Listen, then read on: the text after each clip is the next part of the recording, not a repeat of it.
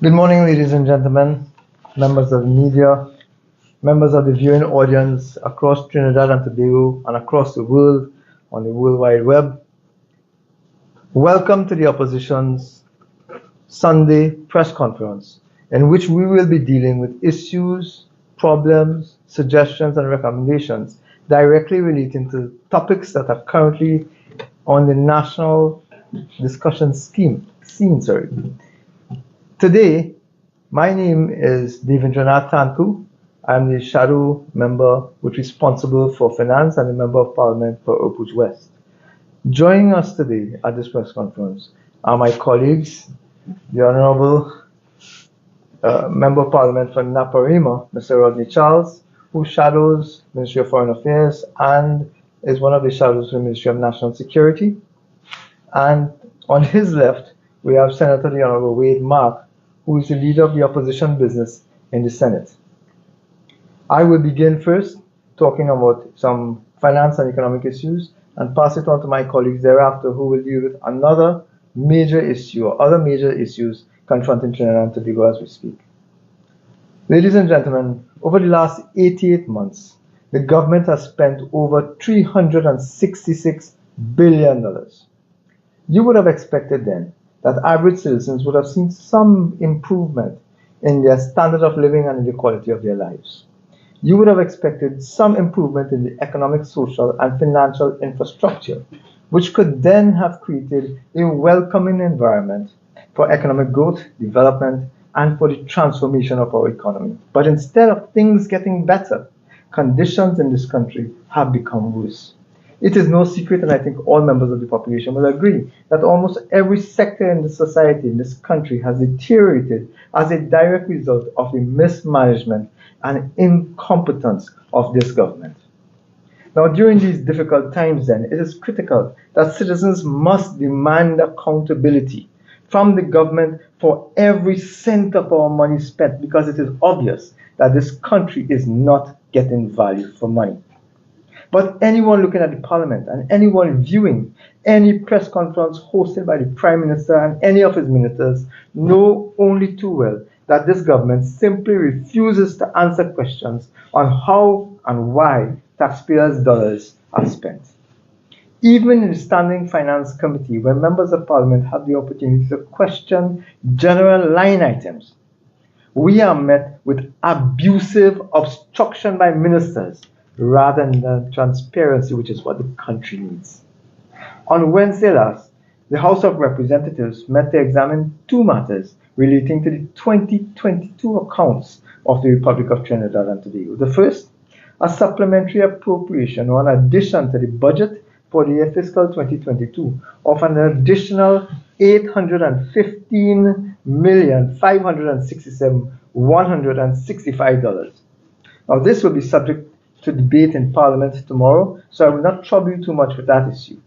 The second matter, however, and the one which I propose to spend some time on today, is the issue of transfers of $842,639,996 from one subhead to another subhead under the same head of expenditure and in the same ministry.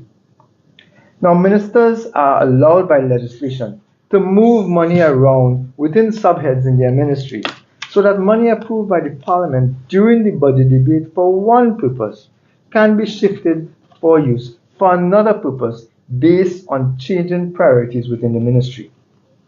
Now, although this frequently occurs, this practice is today being abused and is unacceptable.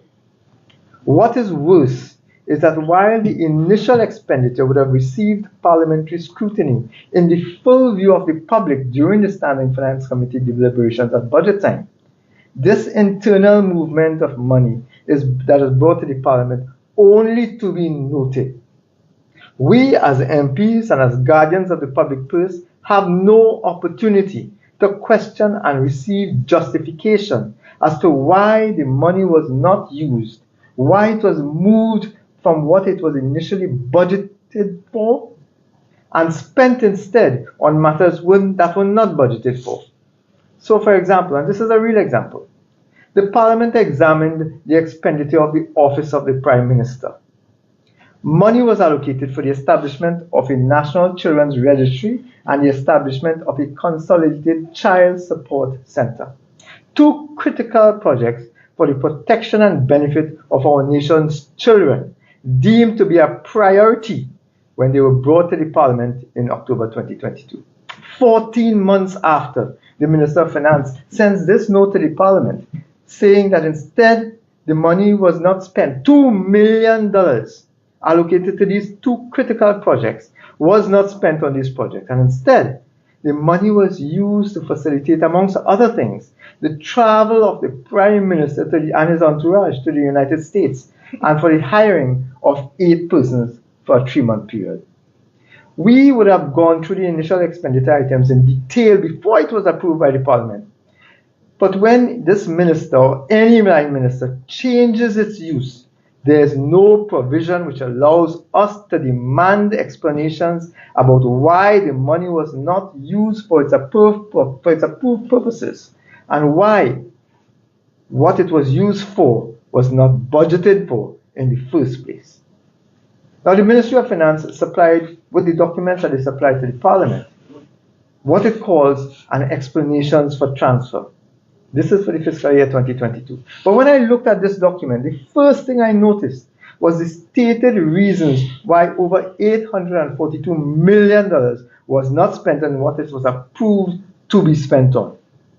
In almost every case, it was because of some inefficiency in the ministry itself.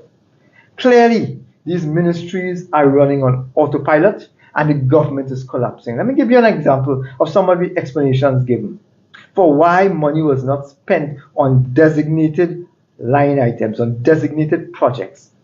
Some of the explanations given include positions not filled, filling of posts not finalized, allocation not fully utilized, expenditure suppressed, delay in receiving approvals, administrative delay, delay in appointment of a new board, delays in tendering process, recruitment exercise to fill posts did not materialize, expenditure has been reprioritized. Expenditure has been reprioritized, ladies and gentlemen, but not a single explanation, not a single reason in the explanatory notes as to why these failures occurred and what has been the effect on the functioning of these ministries, which 14 months ago deemed these specific projects as prioritized above all else. Monies are allocated to specific projects and not being used either because the government has failed to put in place relevant infrastructure approvals and structures for the project, or expenditure on items are being deliberately suppressed so that the ministry can be the money can be used by the minister for some other purpose outside of what was initially approved for by the Parliament, and there will be no scrutiny for those purposes. This is a ready-made disaster, ladies and gentlemen, and it cannot be allowed to continue. To tell you how bad it is, ladies and gentlemen, these are not minor issues. Let me give you an example of some of the issues that the public should know about and would not have known about because this was not being allowed to be debated in the full flight, full air, full view of the national publication. Let me give you some examples. Let's look at the Ministry of National Security. Our country is experiencing one of the worst crime waves that we have ever had in our history. 2022 had more murders than any other year in our history, and we have started 2023 along the same lines. Now, in October 2021, at the start of the financial year, the Minister of National Security proposed, and it was approved by the Parliament, to spend $31.95 million in the award of a contract to ensure connectivity, to install CCTV cameras, which the Minister of National Security insisted and declared was critical in the fight against crime. But would you believe, ladies and gentlemen, that 14 months afterwards, we are being told that the CCTV cameras were not installed due to, and I want to quote this, due to a delay in the award of the contract for connectivity. Close quotation. No further explanation has been provided. You will recall that in April 2022, the same Minister of National Security confessed that 733 cameras, CCTV cameras, out of 196 were not working. That's almost a third. By the end of the financial year, he advised that 50 cameras had been repaired. 673 of these cameras were still not working, but he claimed that the ministry was in the process of rehabilitating and expanding the CCTV network. Not a word at the end of last year, not a word about the failure to award the contract, not a word about why after an entire year with record levels of murder that the government has chosen, instead of using the money for CCTV cameras and their operations, to pay for operational expenses, specifically to pay WASA and TNTech bills and the provision of prisoner transport services, items which are easily predictable and should have been budgeted for. Why was this not done? Why was it not budgeted for? What is the status of the award of this contract for connectivity to facilitate the operational CCTV cameras? The effect of this failure of this government to award this contract 1 year after it was fully budgeted for and allocation made, the effect is predictable. It meant that crime went undetected, more crimes were unsolved, more citizens brutalized while the minister twiddled his thumbs. Minister Hines escaped having to account in Parliament, but the media needs to ask why. The population needs to ask why. Why was this critical contract not awarded, and why does the minister continue to not speak about it? Hines has abandoned his duty and should be removed forthwith.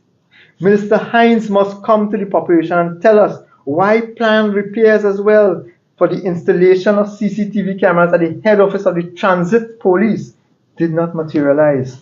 Why was $10 million allocated for national scholarships reprioritized and used instead to pay telephone bills and for stationery? Why was $10 million allocated for the tendering process for Project Health Information System for the Arima and Point Fortin hospitals? Why was this $10 million not utilized? Why is it that under the Ministry of Labor, there was a significant under-budgeting of $7.5 million to Cipriani Labor College, Cipriani College of Labor and Cooperative Studies, also known as Cipriani Labor College? What exactly does the Minister of Finance mean when he claims that payments due were less than expected by some $18.8 million so that money could miraculously become available to make a loan payment and to meet rental costs, all of which were easily predictable and should have been budgeted for?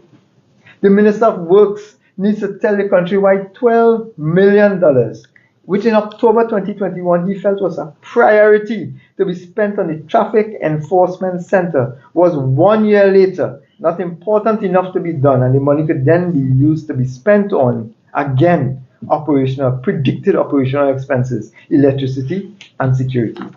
What prevented the Minister of Works, ladies and gentlemen, from obtaining specifications, written specifications for mobile pumps for an entire year so that $2.6 million was now going to be able to be used, available for use to pay janitorial services?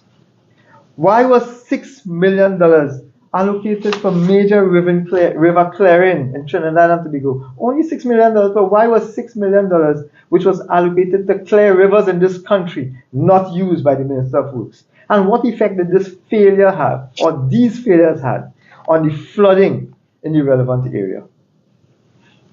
What caused the collapse of 4 major initiatives announced in October 2021 in the Ministry of Youth Development?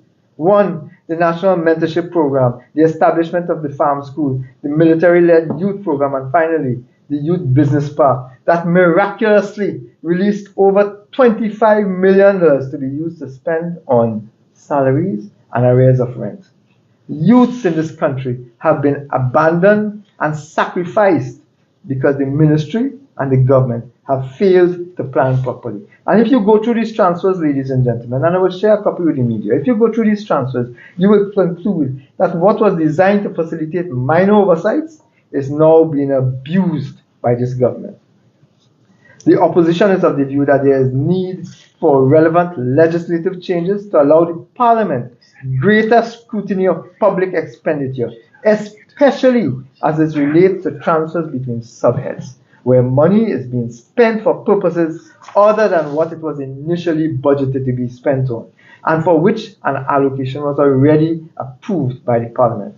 It is no longer acceptable that the Parliament could spend days investigating proposed government expenditure, with the opposition holding ministers to account in the full glare of the public eye, and after the proposed expenditure is approved, after an allocation is made, the minister can then unilaterally shift the expenditure to expenses that he prefers to spend money on, without the Parliament ever being able to hold the minister and government accountable for their spending. These are millions, hundreds of millions of dollars. But that is not all, ladies and gentlemen. At first glance, it may appear that this government seems to be operating by VAPs. But this is not so. This is deliberate mismanagement to facilitate the government's friends, family, and financiers. This government has stifled every aspect of accountability and transparency in order to have the freedom to facilitate their friends, family, and financiers. This stifled accountability. This PNM government continues to facilitate corruption by the deliberate refusal to implement the original procurement legislation. Now, the purpose of that procurement legislation was to put in place structures that would ensure that the possibility of corruption was eliminated, and guarantee that transparency and accountability in the award and execution of state-related contracts was present. Why is this government so deadly afraid of this anti-corruption legislation? Why is it that they have waited 7 years and still, 7.25 and still have not implemented fully this procurement legislation? Well, why is it too that after 5 years that the procurement legislator has been in office, why after 5 years, not a single government minister can stand up and claim that he has been able to put in place the infrastructure to facilitate the implementation of the procurement legislation 5 years afterwards? But that is clear. It is because of a lack of political will. And as I tell you now, you can see why. The Office of the Procurement Regulator, the chairman, Mr. Lalchan, has estimated that every year $5.2 billion is lost to corruption because of the failure of the government to implement this very same procurement legislation. But he has gone further. Last month, the outspoken regulator also announced that the law, when fully proclaimed to give it teeth, will result in the investigation from ministers all the way down. According to the headline in a recent newspaper, regulator, lock up for corrupt politicians if procurement law is proclaimed. And that is why this government is petrified and are finding every possible reason not to implement the procurement legislation. That is why they have hidden. That is why, because they know, and the procurement regulator has signaled it clearly, that corrupt politicians will not be allowed to continue operations. They will be brought to the courts with the full brunt of the law. And that is why $5.2 billion in state contracts is allowed to be manipulated by corruption, because the government has failed to implement the legislation. But I note, ladies and gentlemen, that Mr. Lalchan's term of office has come to an end. And I also know that I have seen no notice of any kind of a reappointment of Mr. Lalchan or any other person to this critical post. Such a critical position should never be allowed to lapse. So why has it? Is Mr. Lalchan being targeted for speaking out? Is the procurement legislation being further scuttled? Is it the intention of this government not to implement the legislation so they can protect their friends, family, and finances who are involved in corruption? I call on the government of Trinidad and Tobago to implement the procurement legislation now. It has been too long. I ask you, ladies and gentlemen, why is it that this government never acts in the interest of the average citizens of our country? Where's the pepper spray designed to offer protection of our women? It has been more than 2 years since Ashanti Riley was murdered, and this month makes it 2 years since Andrea Barrett was murdered. Before then, and since then, countless others of our mothers, sisters, and daughters have been murdered, reported missing, raped, and robbed, and this government continues to procrastinate. How many more years must pass? How many more must die before this government wakes up. We demand today a specific date on which the pepper spray legislation will be fully implemented. I wonder, ladies and gentlemen, whether this government is waiting until one of its friends, family, or financiers has cornered the market before giving our women and girls an opportunity to access pepper spray to protect themselves. Implement the legislation now. It has been too long. And why is it that the government's plan, where is the government's plan? Where is the government's plan to treat with the rising food prices? One economist last week has estimated that food prices has increased by as much as 45.9% since this government and this Minister of Finance has taken office. The government's response has been to blame supply chain breakdown. They throw their hands up in the air. But what have they been doing to identify other supply chains? What has the government been doing to increase domestic supply of food? Where has been the targeted intervention designed to stimulate agricultural production, export promotion, and import substitution? Until 1 week ago, there were 3 ministers in the Ministry of Agriculture and not one single initiative from any of them to reinvigorate the sector. One of the most touted projects for youth development and agricultural development was the farm school announced in 2001 October, which was supposed to encourage youth involvement in agriculture as a business. But this has been abandoned because the government took the money out of the farm school and spent it on rent. Farmers are already suffering from government neglect of access roads, drainage, rampant predial larceny, flooding, home invasions, high input costs, water supply, etc., are also challenged by the government's delay in addressing pests like locusts and the giant African snails. But these are the same individuals who fed this country during the challenging times of COVID, when international food sources were scarce. They got no national award, ladies and gentlemen. Instead, they have been accused by this government of price gouging. This government who has failed to implement any policy to fix the problems identified before. This government is now accusing them of price gouging. What a heartless, shameless thing to do. Farmers also have to face competition from cheaper imported products brought in by big businesses who have access to foreign exchange. But about foreign exchange, while we are at it, between the government and the central bank, there appears to be no plan whatever to treat with the fact that Trinidad and Tobago's foreign exchange reserves continue to plummet at an alarming rate as a result of the total failure of the state to stimulate the development of an investment-ready climate to attract direct foreign investment and to generate new foreign exchange streams. The central bank, which is supposed to be responsible for monetary policy, continues to be dead silent in the midst of this foreign exchange crisis. It appears that the Minister of Finance has muzzled the governor and has now become responsible for monetary and fiscal policy. The net result, however, has been the maintenance of the status quo. Available foreign exchange continues to go into the same hands, despite the failure of those hands to generate greater foreign exchange returns over the years. Friends, family, and financiers of the PNM have taken precedence over the need to transform our economy. One senior banker recently estimated that our foreign exchange reserves had plummeted to $5.9 billion. Falling reserves, ladies and gentlemen, despite the huge increase in the inflow of foreign exchange because of the higher energy prices externally.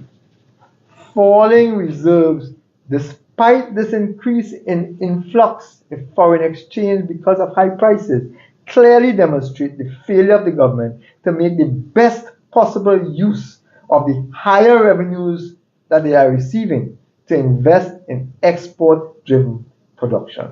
It is high time, ladies and gentlemen, that the government and the central bank revisits its policy in the use and distribution of our nation's foreign reserves. But as with all government revenue and expenditure, there remains a desperate need for transparency and accountability in the allocation of resources to ensure the integrity of the system and to prevent corruption and abuse. Unfortunately, these have been the hallmark, the most characteristic hallmark of the PNM government, both past and present: corruption, mismanagement, and abuse of office. The last time our reserves were so low was in June 2007. Nearly a third of our country's national debt today has to be repaid in foreign exchange, and high international prices, ladies and gentlemen, will not last. We are in trouble. There is grave cause for concern. What is required now is a plan to get us out of it. But having totally destroyed the Economic Development Board early in its tenure, and having abandoned the various versions of the roadmap to recovery, it is clear that the only plan that this government has is to tax an already burdened citizenship and the business community. And that is why they are rushing ahead with property tax and the rate increases for electricity. And higher prices, higher rates for water is soon to follow. Ladies and gentlemen, Trinidad and Tobago now faces a perfect storm: spiraling crime, collapse of social and economic infrastructure, foreign exchange leakage and scarcity, failing healthcare and educational opportunity, collapsing infrastructure, etc. But these problems didn't happen overnight. These are the result of policy and implementation paralysis, which has seen this government repeatedly fail to address these issues as they emerge. They have failed to do it for 7.25 years. Instead, the government has resorted to cover-ups, distraction, and public relations stunts, and aggressive and often abusive refusal to account to the population. Recent developments in our country's history, and my colleagues will speak to that now. Recent developments now suggest a hardening of those dictatorial tendencies. The results are predictable. If they refuse to acknowledge the problem, they will make no effort to fix it. And when citizens are silent or are silenced because of the fear of abuse and the fear of being targeted, then the Prime Minister and his Minister of National Security and his government believe that they're doing a great job because the citizenry is silent, and they will therefore do nothing to change it. Things then can only become worse until the voice of the people speaks up and speaks out. Ladies and gentlemen, I thank you, and I turn you over now to my colleague, the Honourable Member of Parliament for Naparima, Mr. Rodney Charles, who will take you further on another issue confronting Trinidad and Tobago. Thank you, my esteemed colleague, MP David Tancoo, for your erudite and comprehensive analysis of the economic crisis facing Trinidad and Tobago.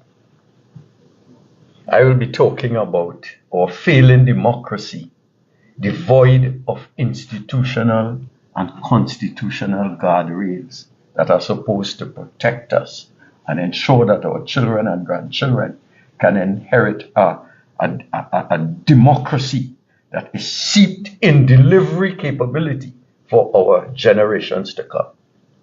Now, recent events confirm that our institutional and constitutional guardrails are incapable of stopping our inexorable descent into a full-blown dictatorship under Prime Minister Keith Christopher Rowley. Now, before I get into my presentation, let me deal with an issue at the forefront of our current discussions in Trinidad and Tobago. It is shameful and hypocritical that the PNM would wish to rejoice in anything which took place last Friday. After all, it was Prime Minister Keith Christopher Rowley himself who placed self-interest and personal leadership ambitions before that of his party when he voted for A.N.R. Robinson to be president instead of his party's nominee, Justice Anthony Luckey. Rowley may say that he followed his conscience. The question arises whether he had other motives. I say no more on this. But unlike the PNM, which demands cult-like devotion, the UNC, as our political leader has said, is an open tent, where if there are different views, they contend as John Milton reminds us in Areopagitica, they contend in the marketplace of ideas. There is democracy in the United National Congress. That incident notwithstanding, the UNC remains strong and resolute as one of the last remaining bulwarks against our steady decline into dictatorship. Our democracy cannot depend on our honorable independent senators based on how they allegedly voted last Friday. It is my fervent wish, if reports are true, that they all will be reselected by our newly minted President Garcia to a renewed term of office whenever such reselection takes place.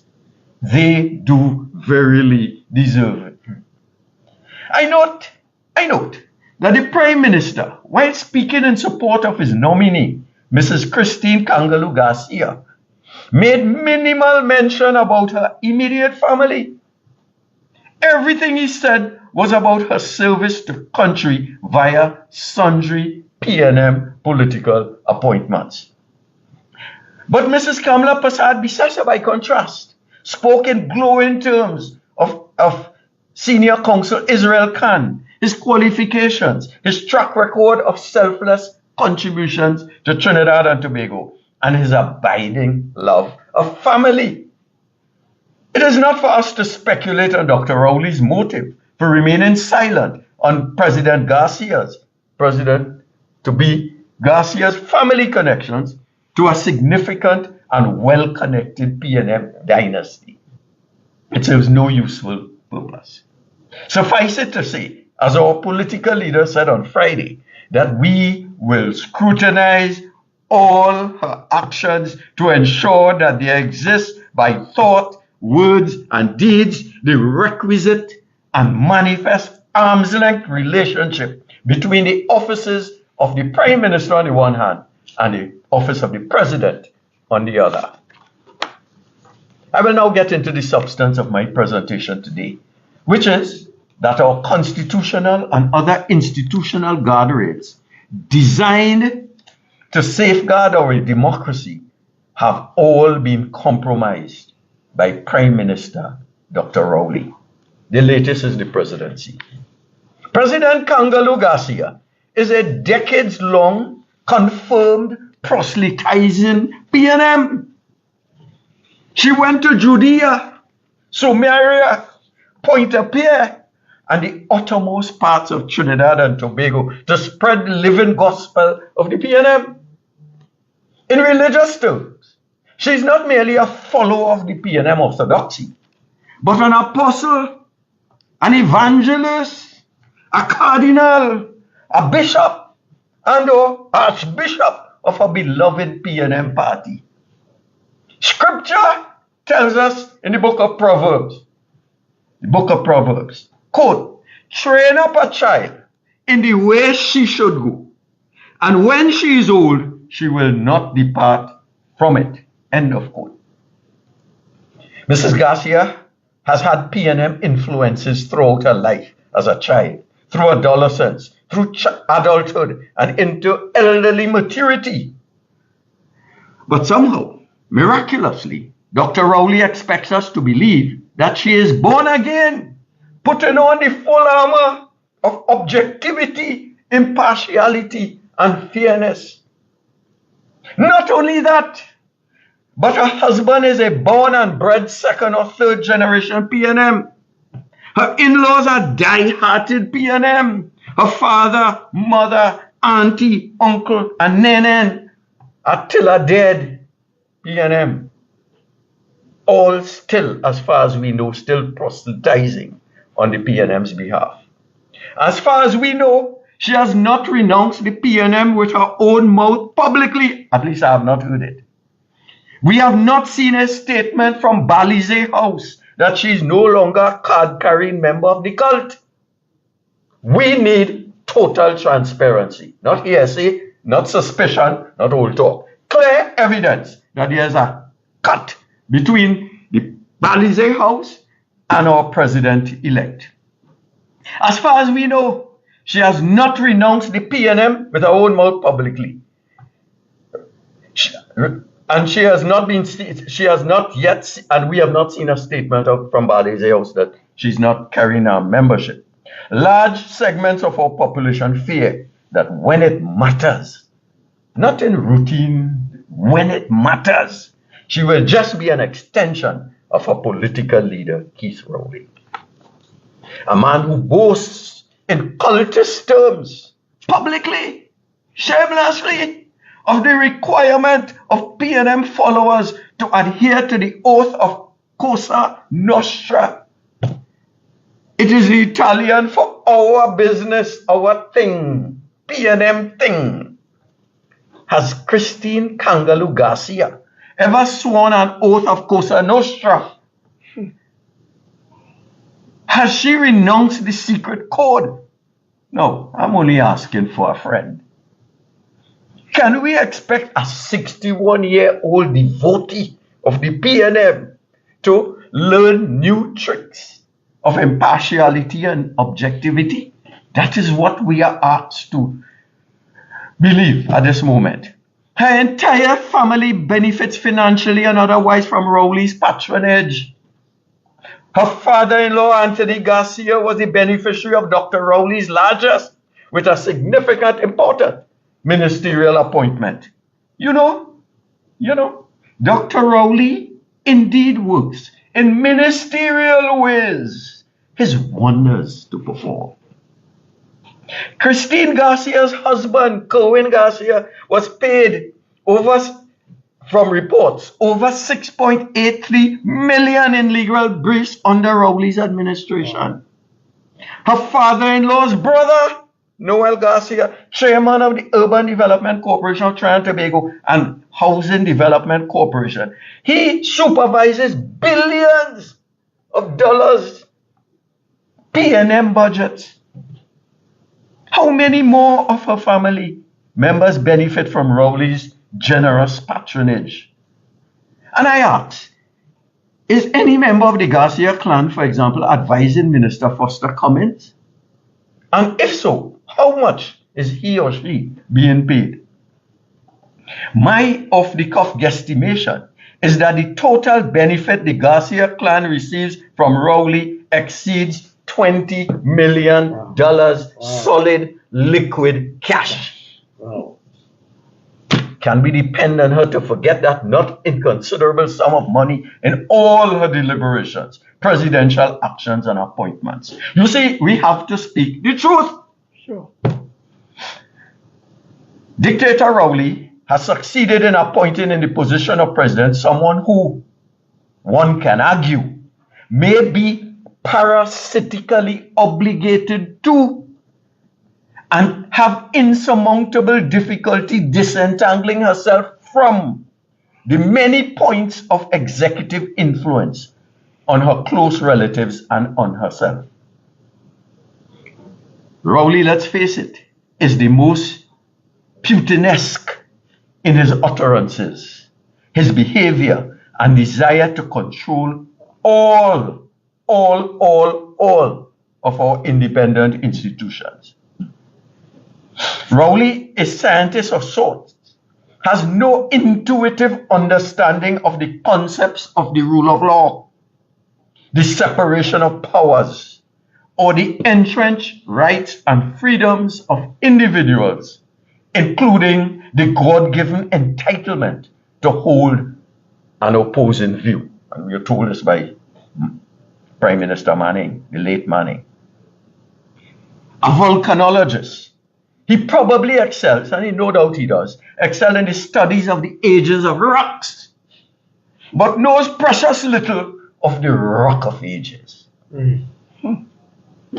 Keith Christopher Rowley, as my colleague, Senator Mark, has said, is a Papa Doc. And he's also a Robert Mugabe and a Forbes Burnham in one.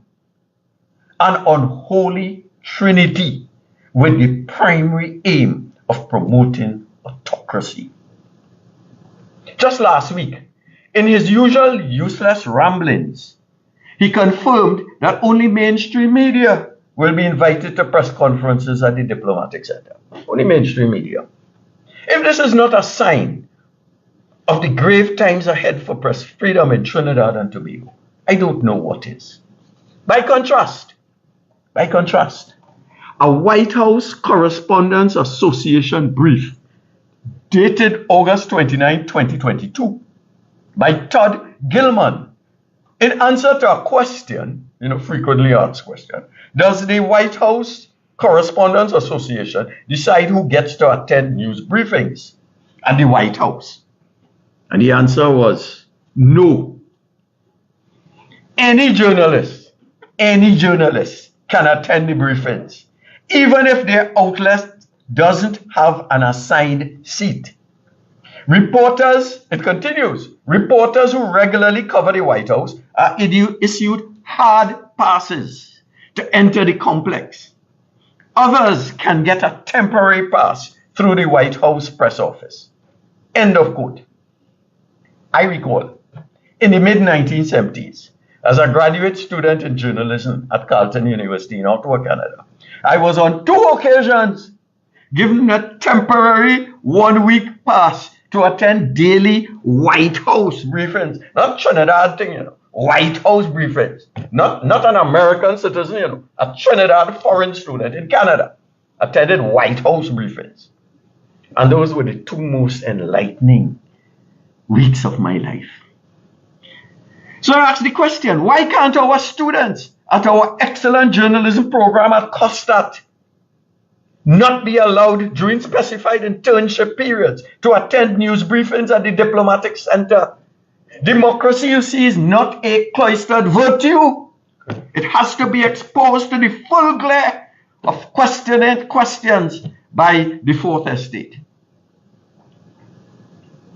I have said it before, and I repeat, the only 2 institutions standing between dictatorship and democracy in Trinidad and Tobago at this time, the only 2 institutions are the UNC, led by Kamla Prasad Bisesa, and the Privy Council. I make no criticism of the CCJ, Caribbean Court of Justice. It is not about the CCJ, but the long, well-practiced arm of the PNM under Dr. Keith Christopher Rowley to infiltrate, to bully, and to compromise all independent institutions. So all of our seemingly independent institutions, validating elites, and constitutional guardrails have either been compromised, bought out, bullied, cursed, or seduced into silence. They are eunuchs, plain and simple. No testicular fortitude whatsoever. No capacity to confront dictator Rowley. And I ask, where are the independent voices of conscience in Trinidad and Tobago? Where is the IRO? Where are our trade unions? Where are the 2023 versions of Butler? You would know about them, Butler, trade union. Kola Rienzi, who was Krishna the owner, right? And George Wicks. Where are our various chambers of commerce? Presidents moving seamlessly from president of Chaguanas Chamber of Commerce one day to celebrated PNM senators the next day, boasting of his PNM credentials. Oh Lord, who is free? Are there anybody in Trinidad and Tobago other than the UNC and the Privy Council, I would say, that are not beholden to the PNM? We have presidents of the Senate moving up to being president and being replaced by a sitting government minister. Musical chairs of PNMites. Has anyone heard lately about the Law Association Trinidad? And who are they? Is Trinidad and Tobago Transparency Institute still functioning? Father Harvey, Merle Hodge, Helen Drayton, where are you in this time of constitutional crisis in Trinidad and Tobago? University of the West Indies. When was the last time we heard proposals from UWI on economic diversification or on a roadmap for constitutional reform. We're talking about constitutional reform. What is UWI's perspective on that? And enlightenment. What is UWI's strategy for helping us with landslides in my constituency and Maruga, Tableland, and others in South? What is their intellectual contribution to the resolution of those problems? We recall in the early days, UWI was a light shining in the West. We recall debates on persistent poverty by Beckford, identifying strategies for economic independence. But you see, we were warned by Lloyd Best that UWI is now a morgue. PNM is now a morgue, where students go to be indoctrinated, not to create new knowledge, but to be indoctrinated with received knowledge from the metropole. So what about the powerful ladies of Trinidad and Tobago? Plot. Are they presumably now family-oriented and taking care of children? The fourth estate. Thank God for the social media. Archbishop Gordon, a man of the cloth, who never ceases to blame the citizenry, instead of the inept Fitzgerald Hines and Keith Rowley for having no plan whatsoever to deal with crime. No plan to deal with crime. I would not call him a predictable PNM apologist. Who am I? I can't. But I sometimes stand in my shoe and I wonder, can we depend on the judiciary to stand up to Rowley in defense of our democracy? What about our Calypsonians, the so-called voices of the people? I could bet my bottom dollar that the PNM judges will never allow Lady Gypsy's political cemetery to make this year's semi-finals in Skinner Park. That dead, that buried in the cemetery of PNM orthodoxy and cultism. The presidency has been tried and found wanting. Today we have to pray. We have to pray that this president will be faithful to our oath of office and summons the fortitude to maintain the requisite arm's-length relationship between the executive branch of government and the office of the president. President-elect Kangalu Garcia, will we suspect, be the president of the PNM, not Trinidad and Tobago. She is one of the final prongs in Rowley's master plan to completely control Trinidad and Tobago and all its agencies and institutions. By contrast, Canada chose Mary Simon. She's the sitting Governor General, who she does not even possess a degree. She's an Inuk from Quebec. She is apolitical, but she has a proven track record of promoting issues which cement and consolidate Canada's proven record of multiculturalism and being an inclusive society, inclusive country. She was, for example, actively involved in negotiations leading to the repatriation of the Canadian Constitution, which formally entrenched Aboriginal and treaty rights in the supreme law of Canada.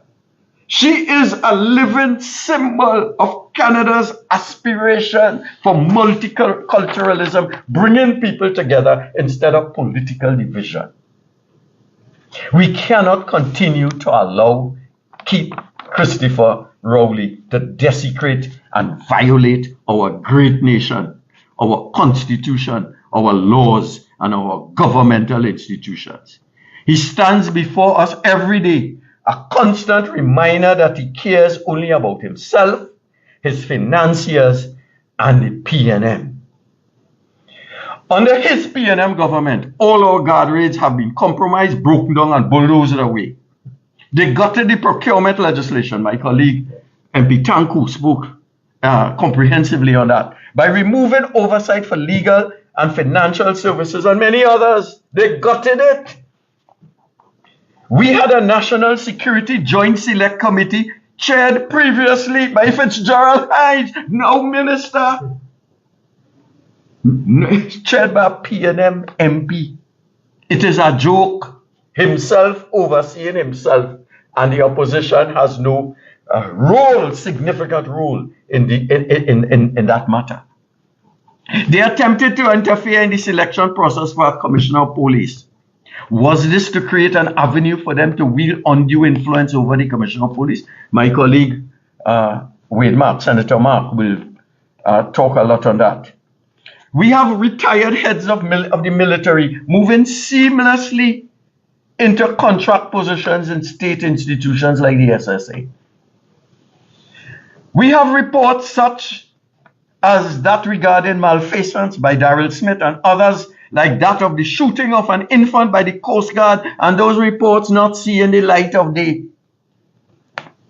Clarence Rambarat spoke one day about malfeasance in the Ministry of Agriculture, and we hear no more. He's silent. Did he breach the Cosa Nostra Code? We have significant attempts now to abort the Concordat. We have scholarships not based entirely on merit being given to P&M hacks. And I repeat it, being given to P&M hacks. We have court matters against P&Mites being discontinued to the financial benefit of those concerned. And we have Balize House. And somehow, every time you raise the question about how, follow the money, how the money reached to give us that big tall building, and everybody silent. They're afraid to disturb the edifice of the P&M. We can go on and on. The opposition will continue to fight for democracy and stand firmly with the citizens of Trinidad and Tobago. We'll do it alone if necessary. We will do a due diligence of every action, every statement, every appointment of President Garcia. We call on our trade unions, associations, religious leaders, and NGOs to stand up for Trinidad and Tobago and against dictator Rowley. This is a fight for all patriotic citizens of Trinidad and Tobago. You'll be punished, you'll be cursed, you'll be ridiculed, you will be ignored in the traditional media, but fight nevertheless. Citizens can no longer sit on the fence. They cannot vote P&M based on scrums like hampers or CPEP contracts and then ask what is the opposition doing to protect them. Our middle classes must step up to the plate and be counted, in particular against the now imminent rise of electricity rates, which my colleague spoke about. Property taxes, and we already have fuel prices, which will erode our middle class. Our middle class and our citizens seem numb to the calypso by Francine, who advised us all prophetically that even dogs and cats just run away when treated badly. Dog does run away, cat does run away. Why do we genuflect to dictator Rowley and his inept bunch of political miscreants and misfits? As Eric Williams called them, what did he call them? I'll get the term just now. You see, this thing disturbs you so much. Obscurantist politicians and benighted idiots. That is what Eric Williams used to describe these miscreants that we have, these inept people. Our long-suffering citizens seem to be gluttons for P&M punishment. The more licks they get from Rowley, the more they support him. The more import raises gas prices, the more they refuse to riot. And he laughs. Failing our spiritual leaders, our validating elites, our fourth estates, our trade unions, our well-heeled stakeholders to fight the good fight, we are left to our own devices, to the UNC and to God to stand up for Trinidad and Tobago. In this regard, ladies and gentlemen, battered, beaten, and bruised, we in the UNC shall never, never, never surrender. Thank you. Okay. I turn over now to Senator Mark. Thank you very much, Brother Tancoo. And I want to join with my colleague MP for Naparima in thanking you for your excellent presentation on the state of play in our national economy. And I also want to echo some of the very powerful views expressed by my colleague, Rodney Charles, on the state of our institutions and the weakening of the guardrails established to ensure checks and balances are maintained so that democracy could grow, expand, and flourish in our democracy, in our country. Ladies and gentlemen, brothers and sisters, this morning I would like to just focus on 3 areas of growing national concern. The first area is the accumulation and concentration of power, of state power in the hands of one entity, one individual, and one personality, and its implications for our democracy and fundamental rights and freedoms as a people.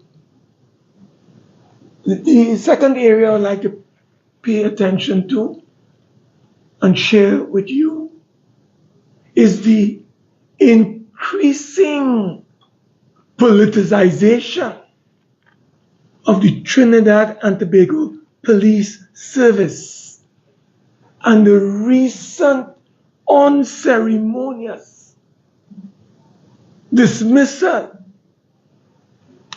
and shameless firing of McDonald Jacob, the former Commissioner of Police, by the PNM Rowley-led administration. And the final area I'd like to pay attention to is what my colleague raised earlier: the attack,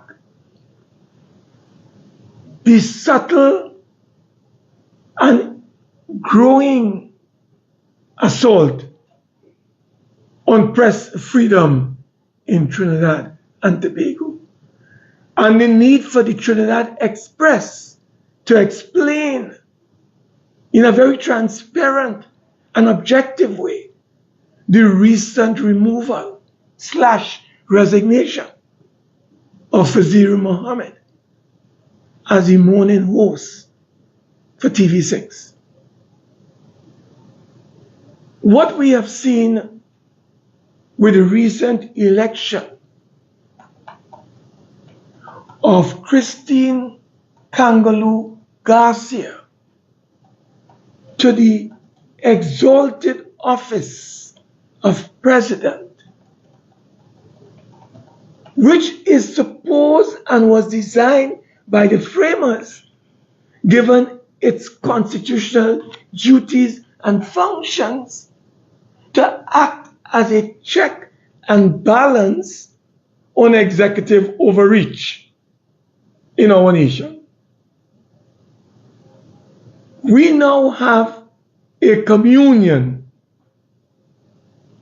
We now have a virtual marriage between the presidency and the executive, between the president's office and the executive led by Keith Christopher Rowley, Prime Minister of Trinidad and Tobago.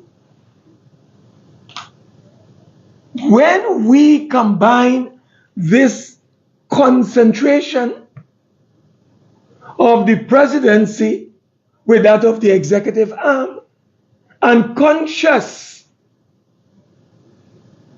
of all the constitutional functions, duties, and responsibilities of that office, we begin to appreciate that Trinidad and Tobago is sliding into a totalitarian state with a reincarnate Papa Doc Duvalier at the helm of this totalitarian state. So we have executive linking with the presidency. Then we have the legislature, which is the parliament, outside of a constitutional majority required, has now become the footsie and the plaything of the PNM. So the executive is also in charge of the parliament. Dave Tancoo just explained to you some of the limitations that we are experiencing. Expenditure of public funds and no accountability to the people's representatives. Expenditure by the PNM government and no accountability to the people's institution, the parliament.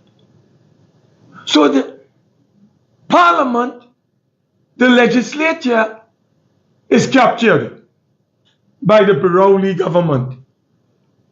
And then you have the judicial arm of the state that is under serious questions as it relates to developments in our nation. I want to remind Trinidad and Tobago, our people, that when we had a debate in the parliament last year, an independent senator is on record in the Hansard as saying that two judges, I think from the appeal court, contacted him and expressed their horror over the positions being taken by the opposition when the impeachment proceedings took place in the parliament and subsequent statements issued by our leader and other members of the parliament. So the question that is being asked along with a recent epistle, 29-page epistle, issued by the Chief Justice on the procurement law, literally seeking to have it buried, saying nothing about the removal of financial services, medical services, legal services, government-to-government contract, private-public partnership from under the purview of the Procurement Regulator and Regulation Board. The Chief Justice had nothing to say about that, or I may say the judiciary had nothing to say about that. Where the government has legalized, weaponized the stealing of the public resources, where thieving has been legalized. And the judiciary comes out with a statement condemning, attacking, and literally stymieing any forward movement on procurement legislation in our country. The Prime Minister refused to invoke Section 137 of our Constitution to inquire into the conduct of the Chief Justice based on several developments, including the Law Association advancing concerns about the Chief Justice. So the question that has to be asked, is the Chief Justice Is the judiciary falling victim to the onslaught of the Rowley administration? And can the citizens look forward to justice in the judiciary? People are concerned, people are speaking out. So, Tobago, Rowley, and then we have the Chief Justice. Is there a relationship? Is there a brotherhood? We don't know. These are questions that the public is asking. But what we are concerned about is the accumulation and the concentration of power, state power, into the hands of one man, one individual, one personality, the Prime Minister. And to add insult to injury, the recent 48 members voting, including our independent senators, and I do not query their voting rights. What I do raise an issue with is the probable implications for the stability of our nation and the democratic health of our country. Do you know, with those 9 votes being given to a government nominee, a government candidate, does that tell us that those 9 votes are now guaranteed for special constitutional majority legislation that may be brought to the Parliament, to the Senate? And I give you an example. Under our Constitution, if you are to replace the Privy Council, Rodney, and have the CCJ in its place, under our Constitution, it requires 3/4 majority vote. The government has 15 senators. There are 9 independent senators on the bench. That is 24. 3/4 of 31 is 23. So can we expect Reginald Amor to bring a bill very shortly to the Parliament to have the Privy Council abolished? And the government, by the voting that took place in the Parliament last Friday, and I have nothing against an MP, senator, how they vote, I am concerned about the implications of their vote. Can the government now interpret that to mean that they can now abolish the Privy Council and introduce a measure in the Senate and get the 23 required votes? These are very dangerous times. I wish to re-emphasize a matter Lord Acton once told us, that power corrupts, and absolute power corrupts absolutely. It was the 18th century philosopher and author Montesquieu who concluded that it is the best form of government is when you have the legislature, the executive, and the judicial organs and branches of the state separated, because they will each act as a check and a balance on the other. that is where the principle of the separation of powers emerged. Montesquieu argued that for us to have good governance, good government, you need to have the separation of powers. What we are witnessing before our very eyes today is an accumulation and a concentration of these three organs or branches of the state.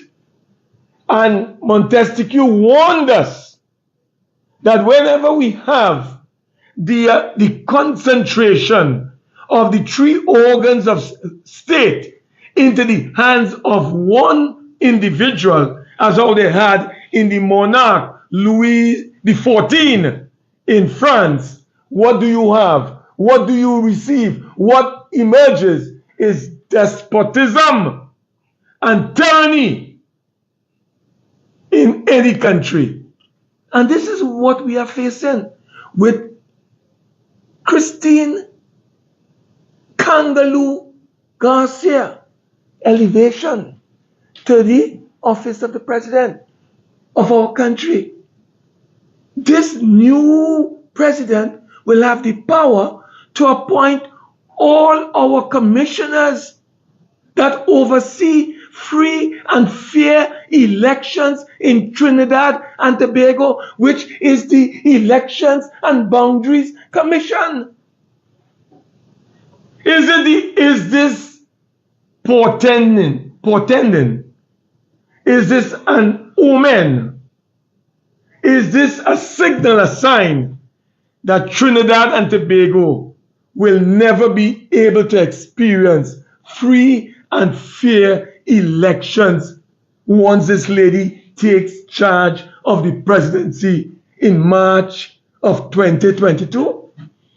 These are serious issues, serious questions. What will happen to our independent public service commissions, the police service commission, the teaching service commission, the judicial and legal services commission that appoints all our judges and magistrates?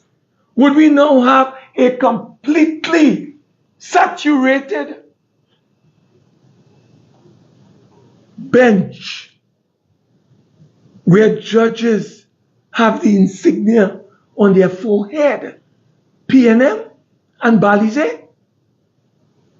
Because the president appoints a chief justice and the president appoints members to the Judicial and Legal Services Commission. And this commission appoints judges and magistrates to our courts. This is where conventions, practices become very important. It is not only the Constitution. So yes, in Section 24, a senator, a member of the House, can be elevated to the office of president.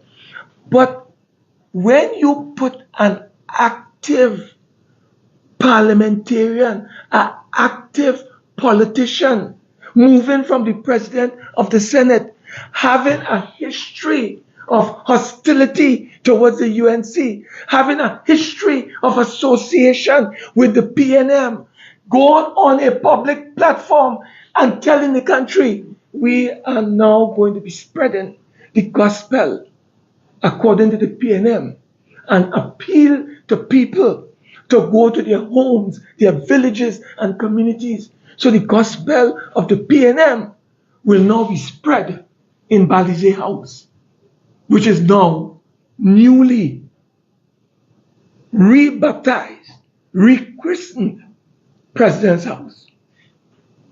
President's House has been rechristened Balize House. And everything that comes forth from President's House will have the Balize insignia.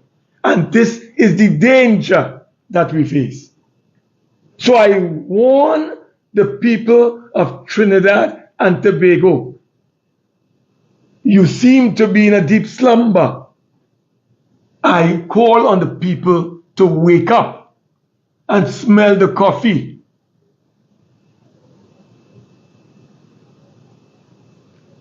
I will read for you shortly the very important statement left to the world by Pastor Martin Niemöller when he was imprisoned by Hitler in Germany in the 40s. But before I do that, I want to go to the politicization of the police service.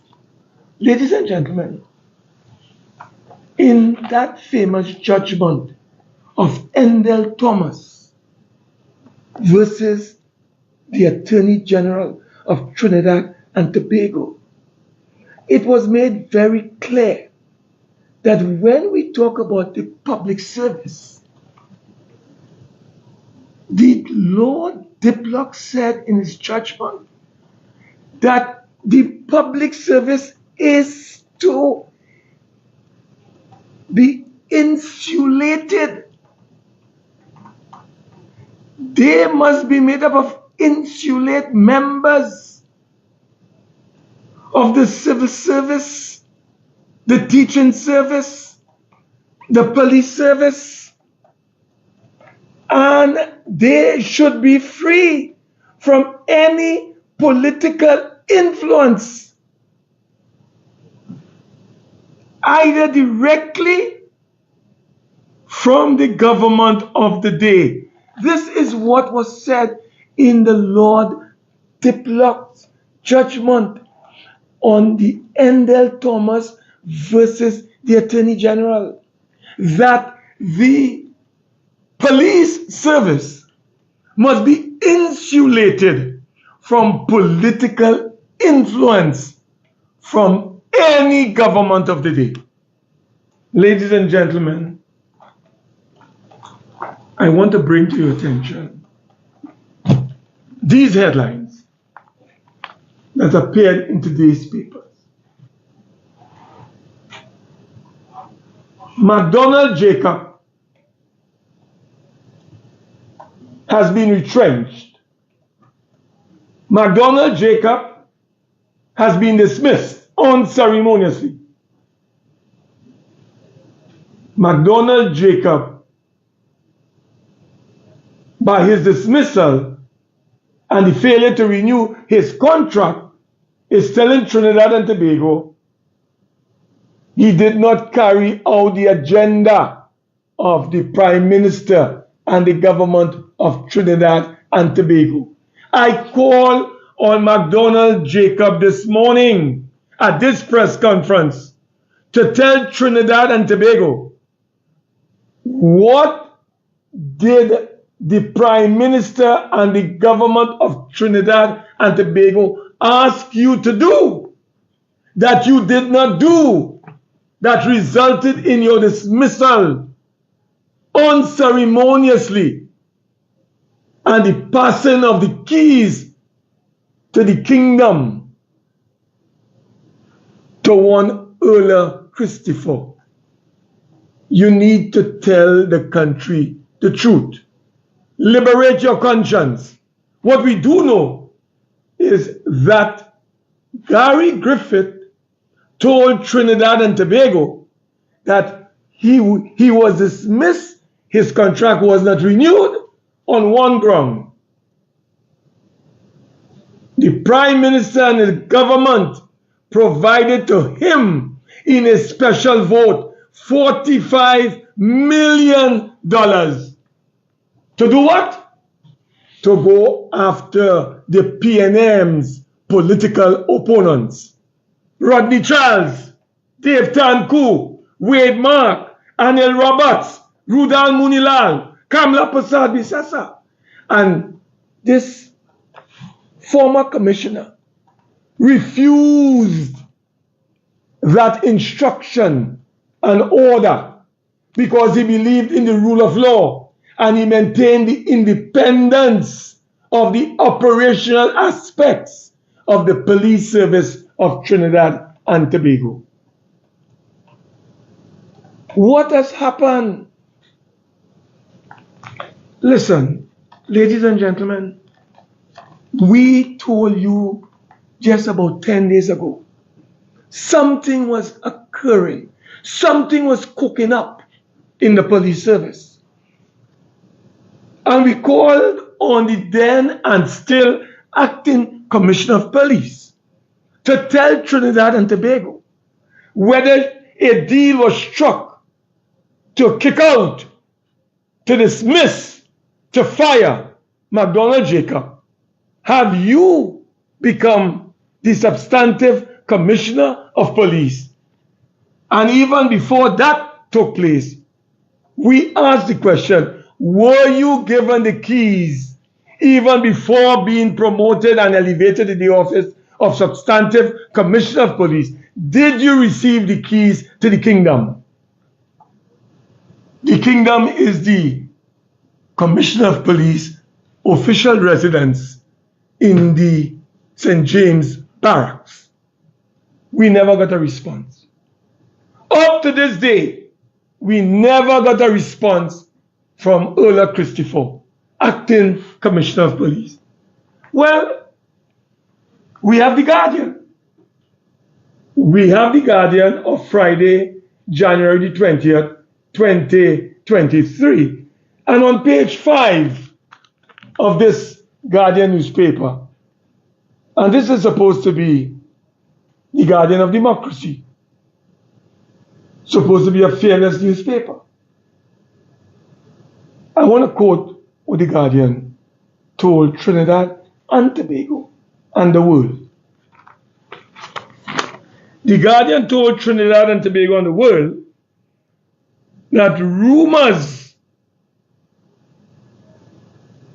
abound that Christopher, that is Ola Christopher, has, and I open quote, unofficially been selected as the Commissioner of Police until the Police Service Commission say so in its final submission.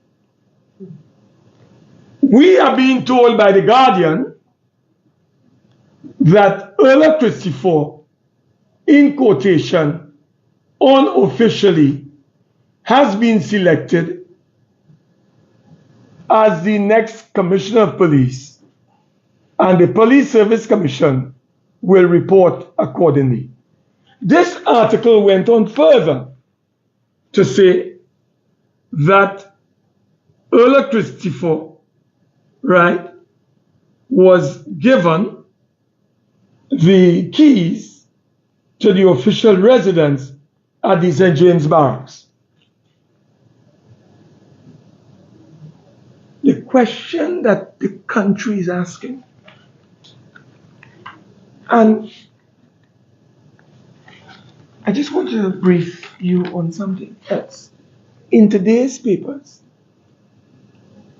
the Police Service Commission has told Trinidad and Tobago in 9 days' time, 9 days' time, a new Commissioner of Police will be announced.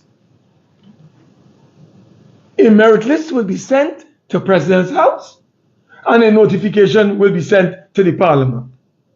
And our understanding is that just as how you cook the books that caused Enron to collapse, we are seeing the cooking of something that may lead the Police Service Commission to also collapse.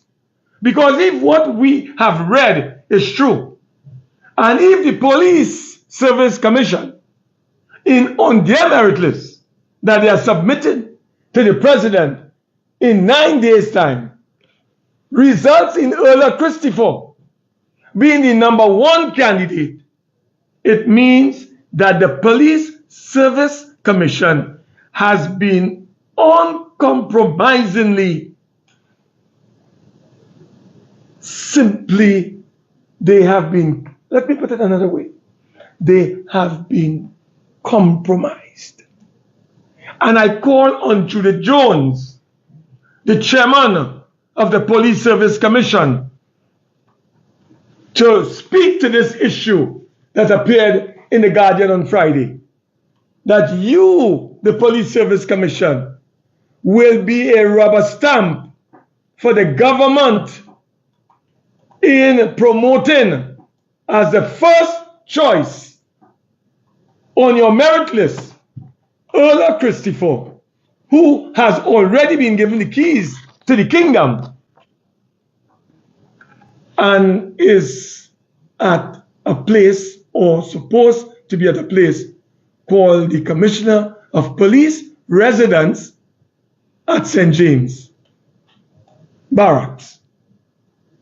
This is serious business, because the very Lord Diplock warned us that if you allow a government where we have a party system to dictate to the police and to politicize the police service, what will happen is that the police service will be transformed into the private army, like Papa Doc did with the Tonton Makuts, and like Hitler did with the Gestapo in Hitler's Germany, and use those forces to murder, to harass, to jail, to stifle, and to make members of political parties disappear.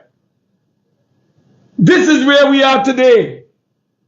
And we call on the Police Service Commission to come clean and tell us if you are going to be rubber stamping the Prime Minister's, well, I shouldn't say the Prime Minister's, the choice of the government. This is absolutely dangerous, disturbing, and troubling. If this be the case, the United National Congress calls on the Police Service Commission all to immediately tender your resignation.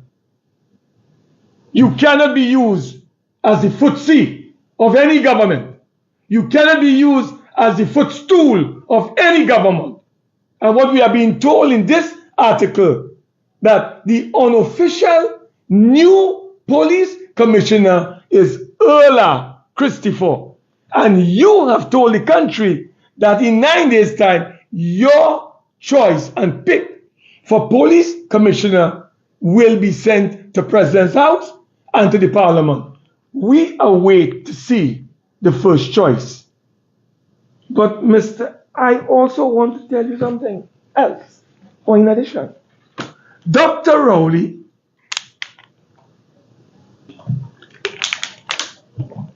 asked the citizens, Rodney, if they see something, say something.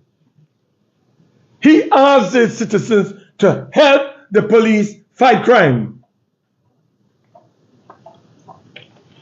Jawala Rambaran, former governor of the central bank, saw something, and he said something.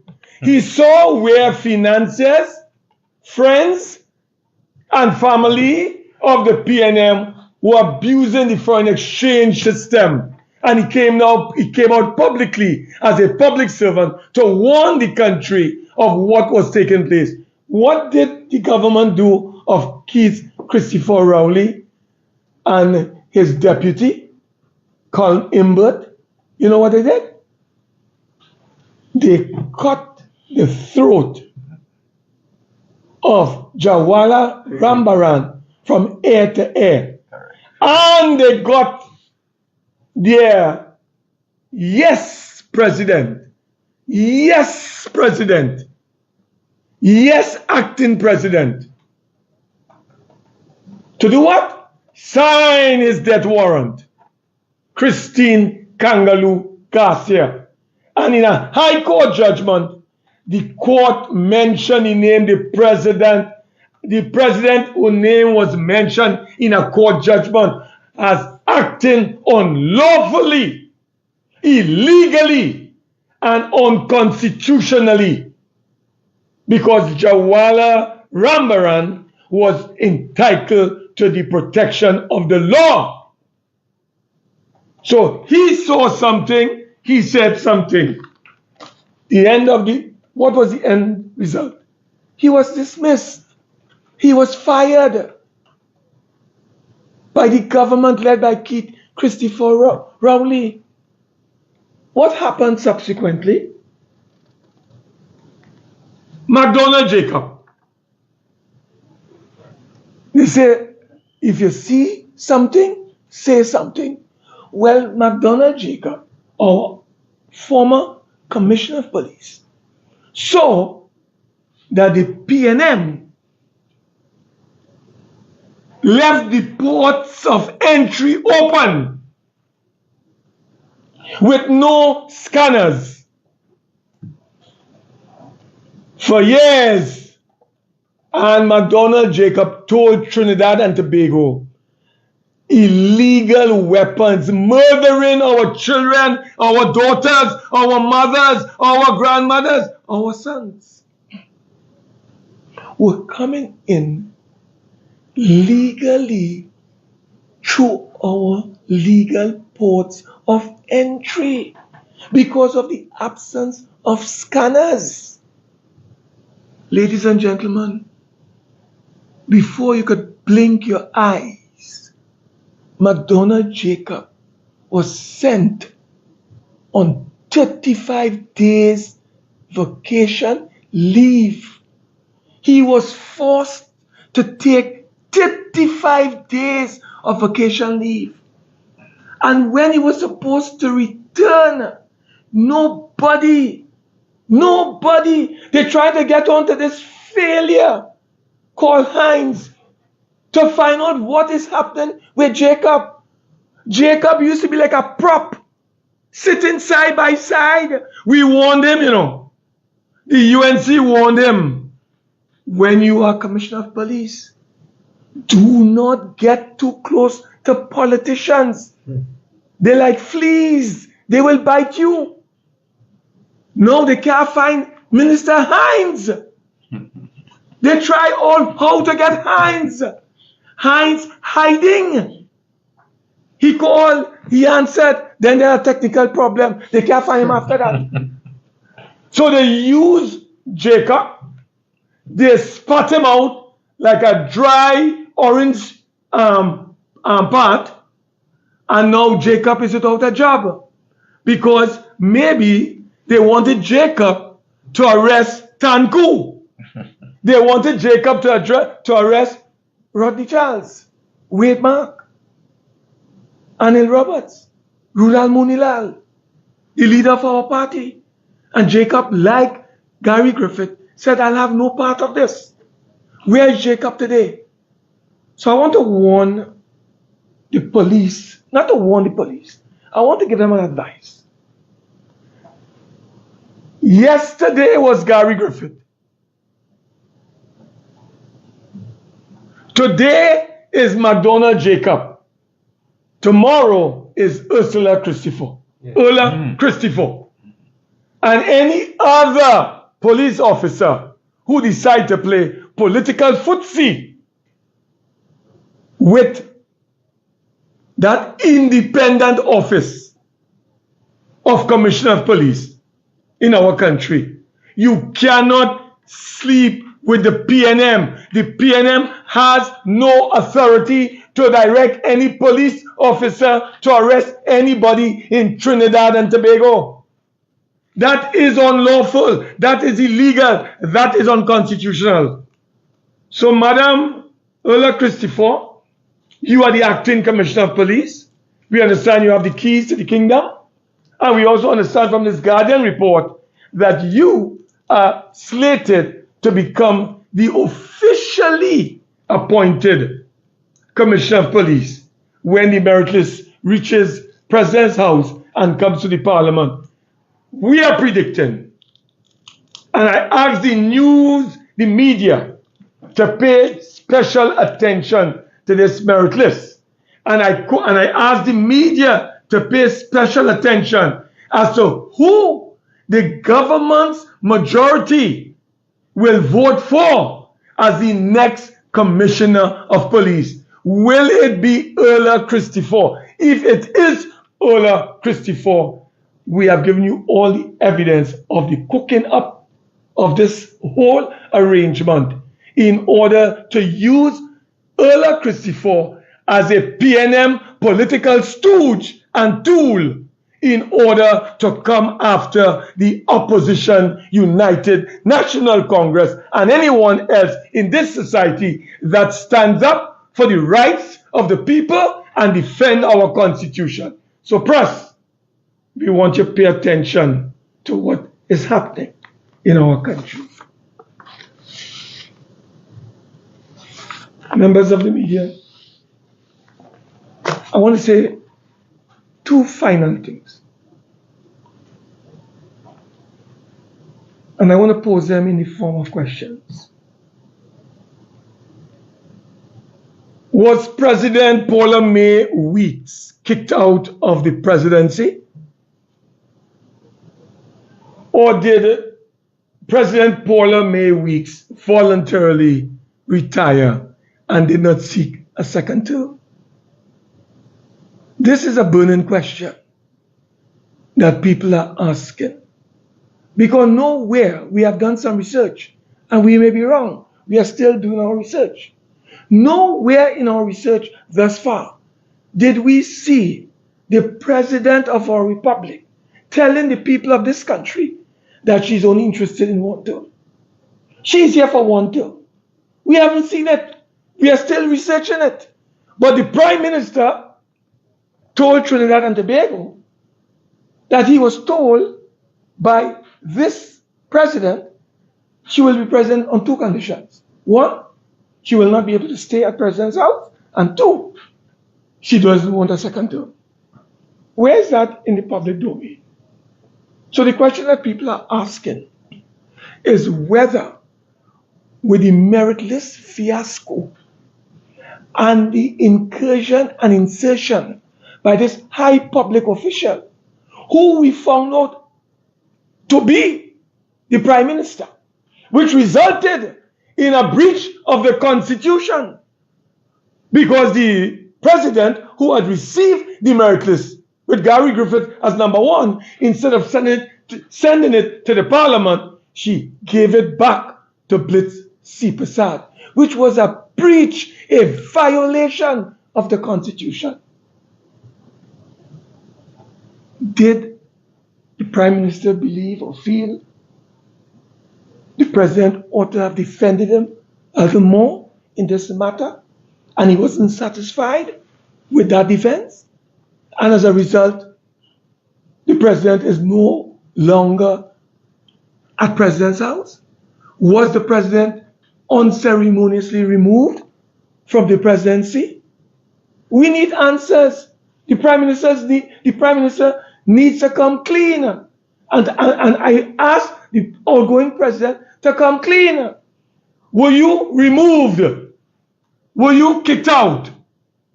Or did you voluntarily take your leave and retirement? These are issues that the citizens are asking and they are seeking answers to. And finally, press freedom.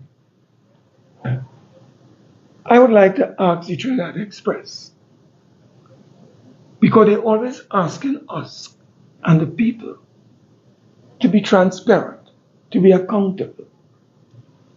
I would like to ask the Express, on behalf of the people of Trinidad and Tobago, because people are asking questions. Could the Express newspapers and editors, directors, managing director, board of directors explain to Trinidad and Tobago how was Mr. Fazir Mohammed removed from the Express? Did Fazir resign voluntarily from the Express? Or was Fazir Mohammed forced into resigning by invisible forces operating outside the boundaries of Express House? What role, if any, did the government led by the Prime Minister played in this whole scenario? Because people are saying after an unusual interview with Minister of National Security, whom Mr. Fazir Mohammed described as the worst ever Minister of National Security ever seen in Trinidad and Tobago. After that interview, a few weeks later, we are being told that Fazir will no longer be the morning host on TV6. This is press freedom here. And we can't allow the government to be influencing Express House. We hope they are not doing it. But the only way we will know is if the Express comes clean and tell Trinidad and Tobago, did the Express push out Fazir Mohammed, or did Fazir Mohammed resign voluntarily from the Trinidad Express?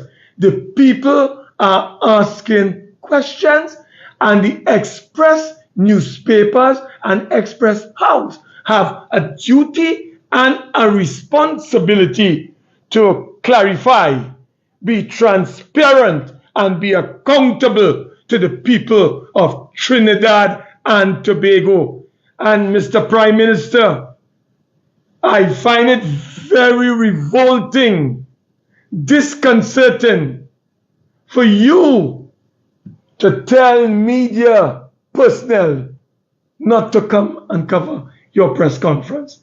And therefore, we must condemn in the strongest possible way. And we wish to condemn this Papa Doc Duvalier dictator in seeking to differentiate, isolate, differentiate mainstream established media houses from journalists like Priya Bihari and Robert Amar and others who normally would cover these press conferences at the diplomatic center. We call on the Prime Minister to withdraw that decision immediately, and we call on the media in Trinidad and Tobago to stand up for the rights of freedom of the press, and those media houses, small as they may be, to allow them access to the press. In closing, I want to remind Trinidad and Tobago of a very famous statement made by Pastor Martin Niemöller when Hitler began to murder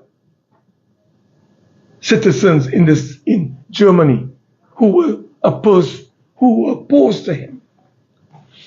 Martin Niemöller, pastor, said, "First they came for the socialists. I was not a socialist, and therefore I did not speak out. Hitler murdered all the socialists, jailed them, placed them in concentration camp. Then they came for the trade unionists. I was not a trade unionist. I did not speak out. What did Hitler do? He assassinated, murdered, and placed trade unionists in concentration camps. Then they came for the Jews. I was not a Jew. I did not speak out. What did Hitler do? He murdered. He murdered, using the gas chamber, over 5 million Jews. And when they came for me, there was no one left to speak." Citizens of Trinidad and Tobago, my brothers and sisters, barbarians are at our gates. Barbarians are at our gates. They are breaching our defenses, which is our constitution, and the rights that are enshrined there and the checks and balances that are located there. It is time for us to erect barricades to defend our country, to defend our fundamental rights and freedom, to defend our democracy, and to defend the people, the people of Trinidad and Tobago. Erect barricades in defense of our democracy. I thank you. Thank you, Senator Mark. We will now open the floor for questions, if any are coming. Yeah, we have some questions coming in. I think. The first is you mentioned the Standard Finance Committee allocations this Monday. The government is going to borrow 800, or they're asking for $800 million more. How does that fit into the claims by the Minister of Finance that we have $1 billion surplus? Right. So the Minister of Finance some time ago had indicated that he had substantially more than $1 billion surplus. When the issue was raised, I believe, in Parliament on the last occasion, on Friday, the Minister indicated clearly that he had already considered the increases that he was being asked for now, the variations and transfers, and he had already considered the increased allocation being asked for now in his calculation and estimate of the surplus. So according to the Minister's words, that surplus still exists above and beyond what was expected to be spent. Okay. This week, an economist at the UWI, Arjun, said that he was concerned that the rise in electricity rates will mean that more investors are going to probably leave Trinidad to go to countries like Guyana and Suriname and so on. What's the opposition perception on that? I think, if I may, we have already seen the external movement of foreign direct investment. We've already seen negative foreign direct investment. It's not just the electricity. The entire economy of Trinidad and Tobago is in a tailspin. But there are critical factors that investors look at, specifically with regards to things like the ease of doing business. And one of those things, we have had the company's registry, for example, that has been closed down for months and not a whisper from the government as to when it is coming back up and what is expected to be done during that period. That's one factor. Crime is a significant factor. Crime has now become a factor of production. So it has become a cost in calculating the cost of a product. Increased electricity rates, that has a knock-on effect because there are multiple levels.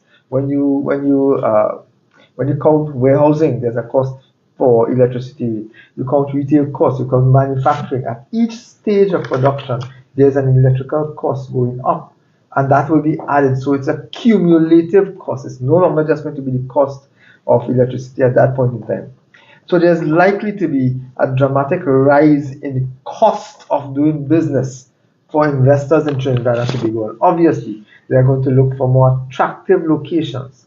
Guyana has become one of those attractive locations because their policies have been designed to welcome investors. So has Barbados. Trinidad and Tobago, however, the government has abandoned any type of policy. We have seen no policy to deal with the critical issues facing the business sector, including access to foreign exchange. You mentioned rising inflation and food costs and so on. We don't currently have an economic advisory board. When it collapsed under Dr. Terence Farrell, it was never reestablished. But do you think the Prime Minister should perhaps reestablish the economic advisory board specifically to deal with rising inflation? Well, I think the Prime Minister has made it very clear that he has no desire to follow any plans. And the Economic Development Board collapsed because of the Prime Minister's direct intervention and involvement. Out of that, they created a new type of direction using the roadmap for recovery, but they have not even been following that. There is therefore, in my honest opinion, a desperate need for a plan of some sort, but this government does not seem to be inclined to identify a transformation plan that will take Trinidad and Tobago out of the hellhole that we are in. There's no policy by the government to treat with any of the critical issues which will improve the state of the economy.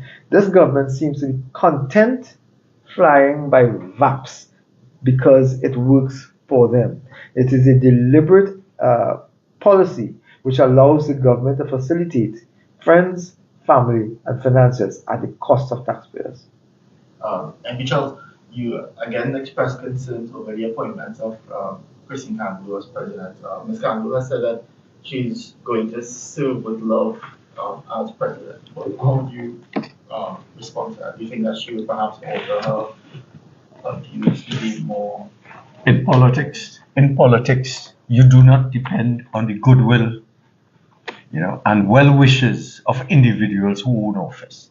You have systems in place to ensure that even if someone were to operate in a particular direction that is inimical to the interests of the country, there are guardrails. And that's why my colleague spoke about Montesquieu and the separation of powers, because Montesquieu said that if power corrupts and absolute power corrupts absolutely, and where you have the power of the executive, the legislative, the judiciary, and the fourth estate, and you have that in one person, then you have to rely on his goodwill or her goodwill.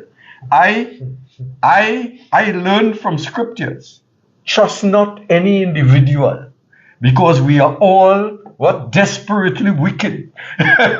Scripture tells us that. And that is why we have to put systems in place, guardrails, to ensure that even if Rodney Charles were to become prime minister and I decided to be a dictator, there must be fetters, there must be a constitutional guardrails to prevent me from becoming a dictator. Trinidad's democracy is too important for us to depend on the goodwill of Mrs. President Garcia. Is there any specific appointment by the president that the opposition is concerned about? We are concerned about all the appointments. I think Senator Mark spoke about the independent senators.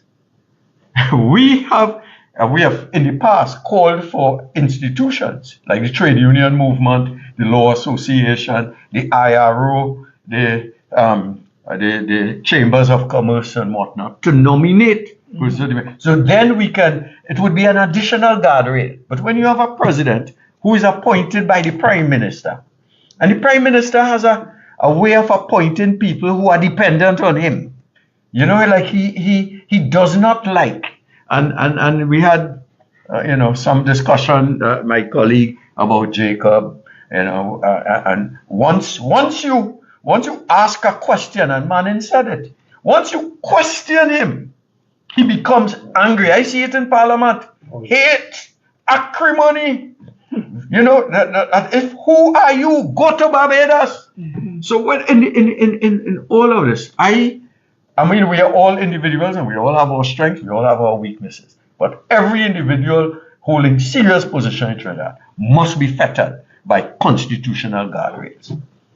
You also mentioned in media individuals. Do you think that Max has called for the office of the Prime Minister to make clear policies with regards to media allocation?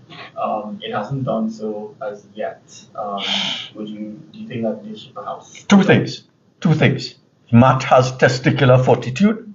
They will boycott meetings.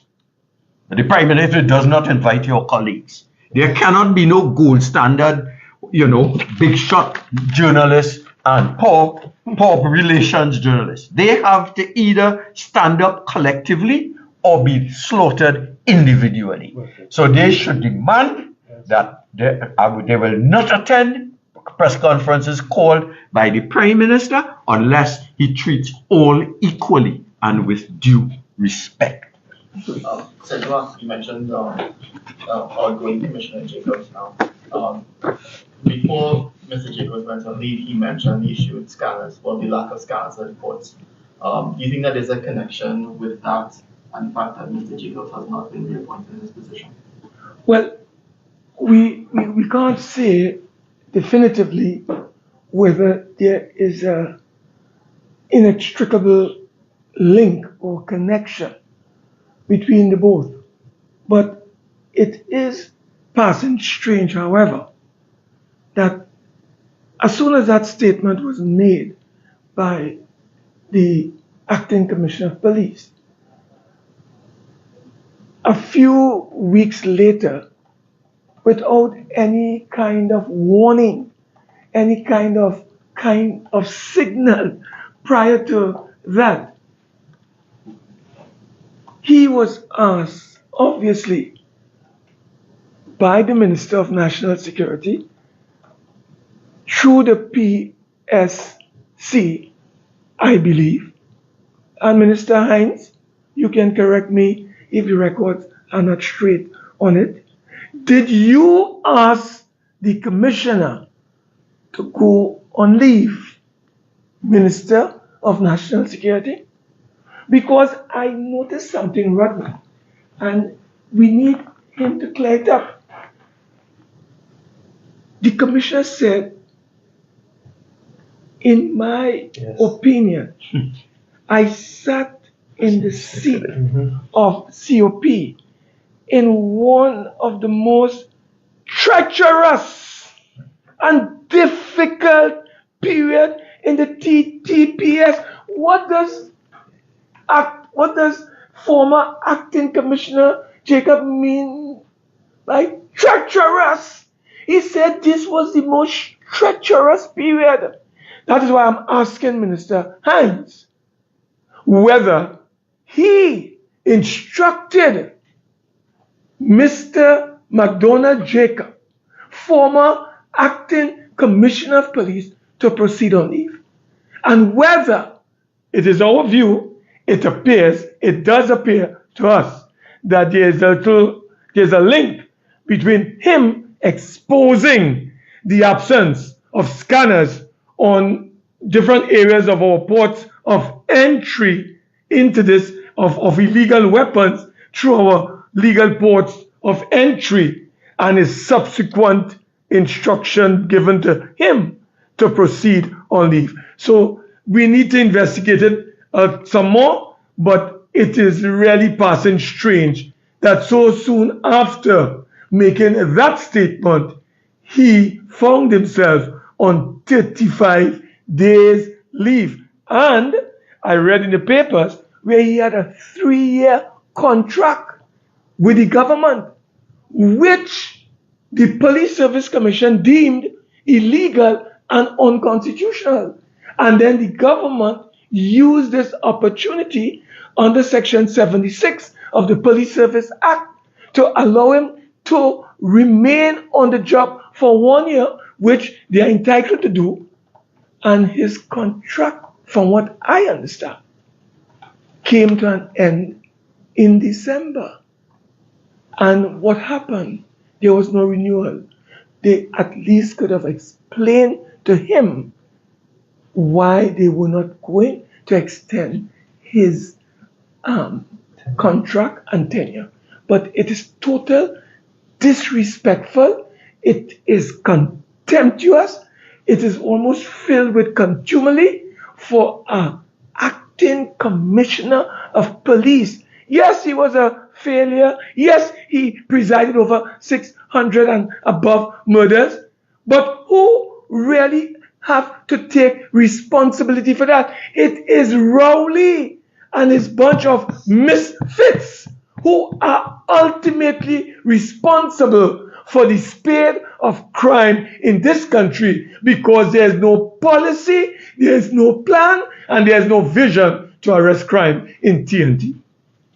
Senator Mark, the current acting police commissioner, Ms. Christopher, has indicated that she is also going on leave soon. Are you concerned that the TTPS appears to be leaderless at this stage? Well, I don't know. I don't want to question the veracity or the authenticity of the acting commissioner's statement. But I did read somewhere in last week's papers that the government had bought out 79 days of leave of the acting commissioner of police. So even though she reaches 60 years in May of this year, unless the papers are not telling us the truth, there appears to be a conundrum here. What we need from the acting commissioner of police, Earl of Christopher. Madam Acting Commissioner of Police, could you tell Trinidad and Tobago, unlike your predecessor, whose leave was not bought out, he was sent on leave and dismissed thereafter. Could you tell Trinidad and Tobago whether your 79 or 80 days of leave that you are supposed to go on, whether those 79 days were purchased, were bought out by the government of Trinidad and Tobago? We need that to be cleared, because I am seeing in the papers where we are told it was bought out by the government, and you are now telling me that based on information, her leave was not bought out.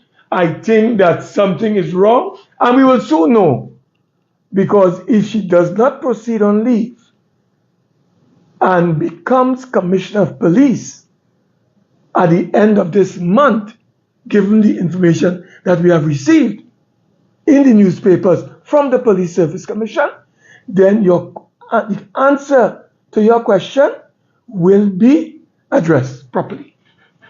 Second one, lastly, you mentioned Fazir Mohammed's departure from CCN. Are you suggesting that Fazir was pushed out of TV6?